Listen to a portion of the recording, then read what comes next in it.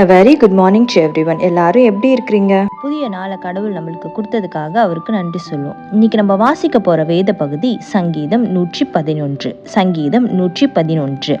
அல்லேலூயா. செம்மையானவர்களுடைய சங்கத்திலும் சபையிலும் கர்த்தரை முழு இருதயத்தோடும் துதிப்பேன். கர்த்தரின் செய்கைகள் பெரியவைகளும் அவைகளில் பிரியப்படுகிற எல்லாராலும் ஆராயப்படுகிறவைகளுமாயிருக்கிறது.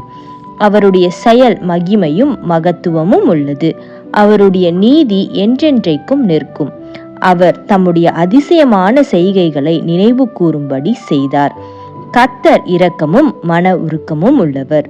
தமக்கு பயந்தவர்களுக்கு ஆகாரம் கொடுத்தார். தமது உடன்படிக்கையை என்றென்றைக்கும் நினைப்பார். ஜாதிகளின் சுதந்திரத்தை தமது ஜனங்களுக்கு கொடுத்ததினால் தமது கிரியைகளின் பலத்தை அவர்களுக்கு தெரியப்படுத்தினார். அவருடைய கரத்தின் கிரியைகள் சத்தியமும் நியாயமும் ஆனவைகள். அவருடைய கட்டளைகள் எல்லாம் உண்மையானவைகள். அவைகள் என்றென்றைக்கும் உள்ள சதா காலங்களுக்கும் உறுதியானவைகள். அவைகள் உண்மையும் செம்மையுமாய் செய்யப்பட்டவைகள்.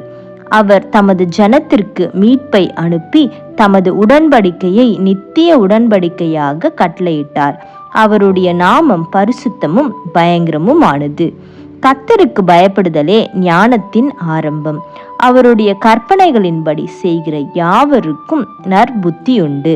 அவர் புகழ்ச்சி என்றைக்கும் நிற்கும். ஆமேன். சங்கீதம் 111.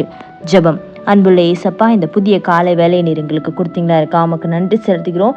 இன்றைய தினத்தில் எங்களை முழுமையுமாக உங்களுடைய கருத்துக்களாக நாங்கள் ஒப்புக் கொடுக்குறோம். நாங்கள் கைட்டு செய்கிற ஒவ்வொரு காரியத்திலையும் உங்களுடைய சித்தமும் உங்களுடைய பிரசன்னமும் இருக்கட்டும். நீங்கள் எங்களுக்கு ஆலோசனை சொல்லுங்கள், எங்களை வழி நடத்துங்க, காத்துக்கொள்ளுங்க, பலப்படுத்துங்க. இயேசுவின் மூலம் ஜெபம் கேட்கிறேன் பிதாவே. ஆமேன். Thank you so much. Have a good day.